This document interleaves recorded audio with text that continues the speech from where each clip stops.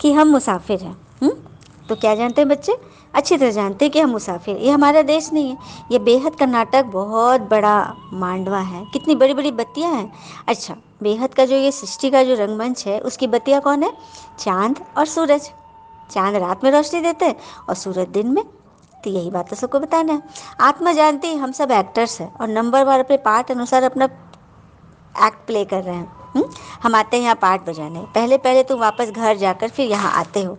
ये अच्छी तरह से समझने और धारण करने की बातें हैं। नाटक के एक्टर होते हैं, अगर एक दो के ऑक्यूपेशन को न जाने तो उनको क्या कहेंगे?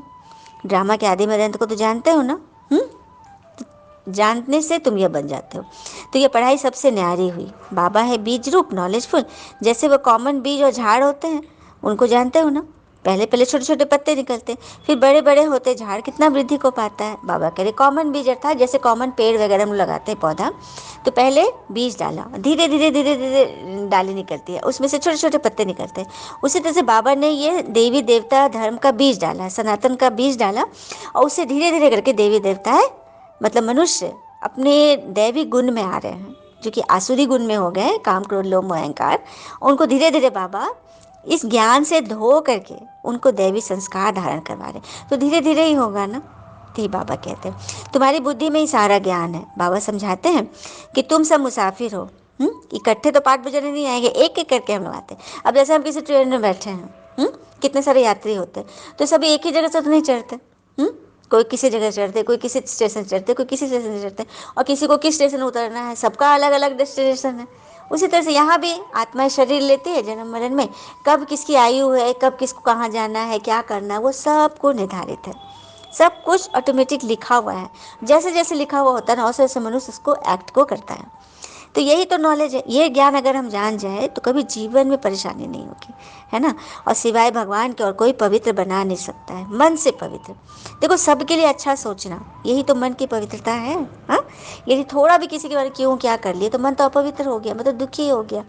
और बाबा तो कहते हैं दुनिया में दो ही तरह के लोग हैं, एक दुख देने वाले और एक है दुख लेने वाले। तो लेने वाले का ना मात्रा ज़्यादा है, क्योंकि दुख देने वाले भले कम है, दे देते हैं, लेकिन लेने वाले ज़्यादा है, सीधे सच्चे लोग ज़्यादा हैं, है ना।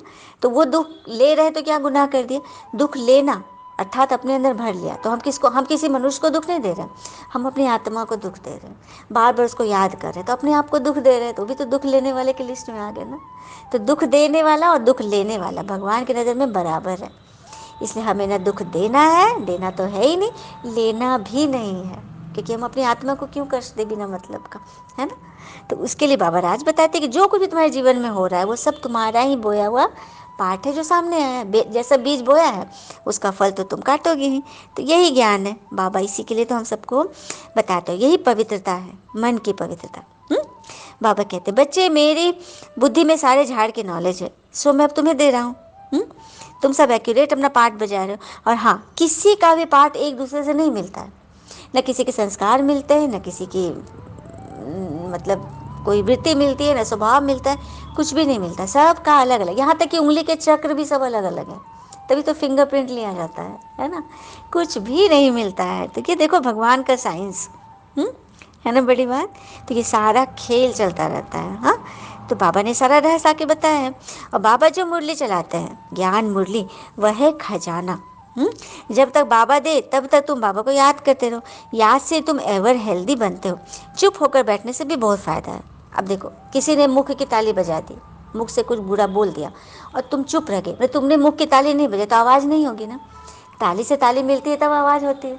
एक ने बोला, बहुत गड़बड़ बोला कि तुमने नहीं बोला, तो बाबा कहते हैं मुख से भल नहीं बोले कि यहाँ से तो बोल रहे हो ना, मन से तो बोल रहे हो, तो वो भी वाइब्रेशन उसको जा रहा है, तुम्हारा हिसाब चुकता नहीं होगा।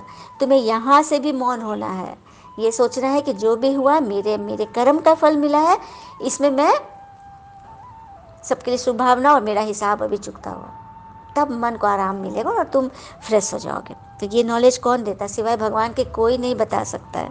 ये बात हम बच्चों को अभी मालूम है कि ये सब हमारी आत्मा का हिसाब किताब है ना। फिर बाबा कहते हैं शिव बाबा का भंडारा सदैव भरपूर रहता है। कहते हैं ना शिव बाबा भोले बाबा का भंडारा भरपूर, जिससे काल कंटक होते हैं दूर। बाबा तो कहते हैं जो मेरे ज्ञान में चलते ना उनको अकाले मृत्यु कभी नहीं आएगी, नहीं आएगी। क्योंकि वह भगवान के बच्चे हैं और भगवान की सेवा कर रहे हैं। अच्छा, सेवाधारी बच्चों को भगवान नहीं बचाएंगे क्या? बचाएंगे ना। तो इसी तो बाबा कहते हैं, जो मेरे भंडारे से खाते हैं, जो मेरे पे निश्चय करते हैं, उनके साथ में सदैव रहता हूँ। माँ सबसे पीछे खाती है, रूखा सूखा बचता है वो खा लेती है। हमारी भंडारी भी ऐसी है। बाबा कहते हैं, तुम सब मेरे भंडारे से खाते हो, तो पहले मैं तुम बच्चों को खिलाता हूँ, बाद में मैं खाता हूँ। अच्छा, मीठे मीठे बच्चों प्रति भगवान की नमस्ते, हम बच्चों की भी प्यारे बाबा को नमस्ते। धारणा के लिए मुख्य सार, पहले पॉइंट, भाई भाई की दृष्टि पक्की करनी है। हम आत्मा आत्मा भाई से बात कर रहे हैं, भाई भाई की दृष्टि। हम सब एक पिता के बच्चे हो गए तो आपस में क्या हुए? भाई बहन हुए। हम आत्मा भाई भाई हैं। देखो, आत्मा रूप में, पॉइंट रूप में भाई भाई है, लेकिन शरीर रूप में यदि कोई स्त्री रूप में है तो बहन हो गई, पुरुष रूप में तो भाई हो गया। तो ये दृष्टि पक्की करनी है, नहीं तो क्या होगा ना, क्रिमिनल दृष्टि आ जाती। अब देखिए, अपनी बहन को हम बहन समझ रहे हैं, लेकिन अगर रोड पे कोई लड़की जा रही है, उसके लिए गलत सोच रहे हैं, तो उसको तो बहन नहीं समझे ना। तो ये दृष्टि भगवान पक्की करे। यदि हम सबको बहन समझे तो कोई पापाचार हो ही नहीं दुनिया में, सबके लिए रिगार्ड हो, माताओं बहनों का कितना रिगार्ड हो। यही करने तो भगवान आए हैं, देवी संस्कार भरने के लिए। दूसरी पॉइंट, बाबा जब ज्ञान खजाना देते हैं तो याद में बैठ बुद्धि रूपी झोली को खजानों से भरना है। अब देखिए, जैसे कि कहानी बताती हूँ, एक राजा था, ठीक है। उसने एक दिन घोषणा करा दी कि सुबह सुबह मेरे दरबार में जो भी आएगा उसके मन मांगी मुरादें पूरी होगी, जो चीज़ मांगेगा उसको मिल जाएगा, जिस चीज़ पर हाथ रखेगा ना वो उसको दान मिल जाएगा। अब सुबह एकदम भीड़ लग गई, नगर के लोग तो पहुँचे, भिखारी लोग भी पहुँचे, एक छोटे से बच्चे भी पहुँचे, मतलब बच्चे लोग भी पहुँच रहे कि राजा हमको देगा जिस चीज़ में। और राजमहल में तो एक सोने चांदी कितने कितने चीज़ होते हैं, और खजाना भी खोल खोल के रखे हुए हैं, जो चीज़ हाथ लेगा ना वो हो जाएगा। सब लोग पहुँचा तो सभी लोग किसको हीरा पे हाथ लगा रहा है, कोई चांदी पे, कोई सिंहासन पे, मैंने कुछ भी जिसको मन है सब हाथ लगा रहा है, सबको मिल जाएगा। अचानक एक बच्ची आती है और वो सीधे जाके राजा के गोद में बैठ जाती है और राजा का दोनों हाथ ऐसे पकड़ लेती है, ठीक है। राजा ने उसे देखा, राजा बहुत खुश हुआ और बाद में सबको बताया कि देखो, सब लोग उन चीज़ों को ले रहे थे जो कि विनाशी चीज़ें, जो ख़त्म हो जाएगा, है ना। अब 100 सिक्का कोई ले लिया तो चारों हमेशा तो चलेगा नहीं, किसी न किसी तो ख़त्म होगा ही। लेकिन इस लड़की ने राजा को ही पकड़ लिया, राजा को ही ले लिया। जब राजा ही मेरा हो गया तो फिर ये सोने चांदी तो फिर कोई बात ही नहीं है, सब कुछ मेरा है। उसी तरह से भगवान आए हैं, यदि हम भगवान से ही मिल ले, भगवान को ही अपना बना ले, तो कोई चीज़ों की कोई दरकार ही नहीं रहेगी, किसी चीज़ की इच्छाएं ही नहीं रहेगी। इसीलिए बाबा कहते हैं, मैं जब तुम्हें खजाना बांट रहा हूँ तो झोली खोलो। कौन सी झोली? ये कपड़े की झोली नहीं, भगवान के ज्ञान खजाने को जो खोलना है झोली, तो अपने मन बुद्धि की झोली खोलो। वो तो इतना अथाह सागर है, बहुत जगह है उसमें, है ना।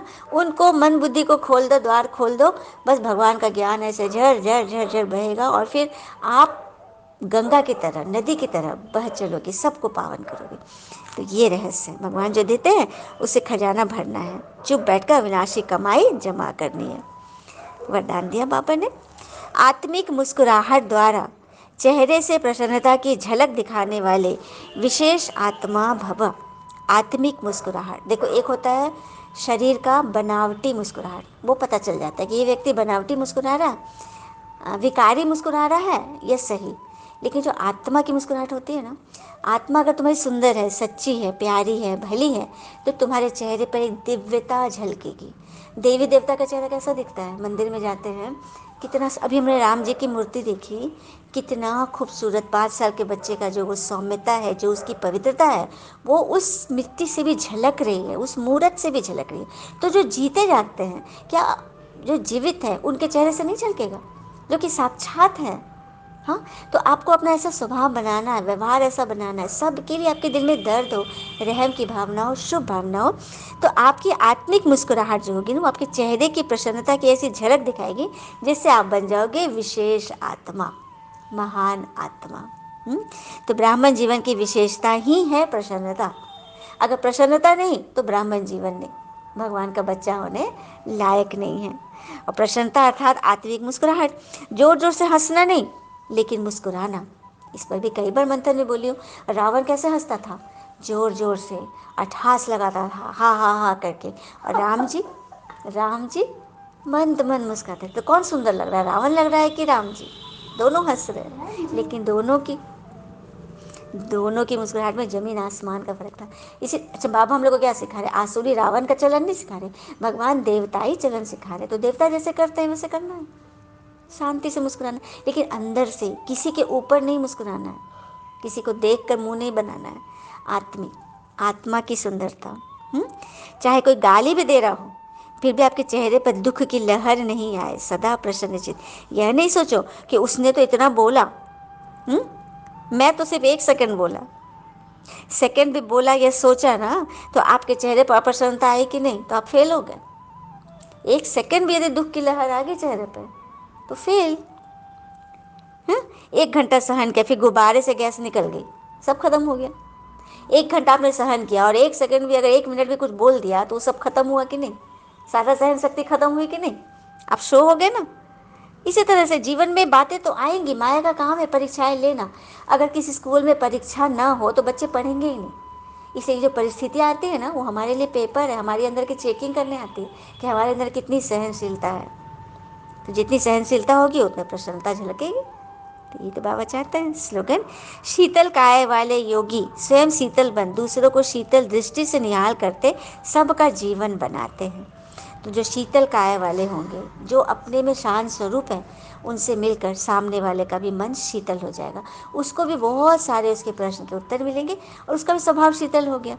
तो हो गई ना आपके संग के रंग में, वो भी कर लिया ना उसने भी सत्संग। तो यही तो है बाबा की कमाल। अब एक साइलेंस द्वारा डबल लाइफ फरिश्ता स्थिति का अनुभव में आज की पॉइंट है, जैसे साइंस वाले रेत में भी अनाज पैदा कर देते हैं, ऐसे आप साइलेंस वाले, शांति वाले, एकदम कमज़ोर मन में भी, एकदम दुखी मन में भी, एकदम क्या बोलेंगे, एकदम उद्दंड मन में भी यदि शांति की लहर फैला दो, शांति का पाठ पढ़ा दो, शांति के फूल खिला दो, तो हो गई ना भगवान की सेवा। कितनी बड़ी बात है। हाँ, जब साइंस रेत में भी फूल खिला दे रहा है, तो क्या आप एकदम उजड़े हुए मन में सुख का फूल नहीं खिला सकते, शांति का? तो किस बात के आप भगवान के बच्चे हो? तो चैलेंज है आपको कि आपको ऐसा करके दिखाना है, हर दुखी मन को सुखी बनाना आपका काम है, क्योंकि आप भगवान के बच्चे हो। अच्छा, ओम शांति। शुक्र मीठे बाबा, वो बाबा के प्यारे प्यारे बच्चे, आप सबका जीवन सदैव शुभ हो। ओम शांति।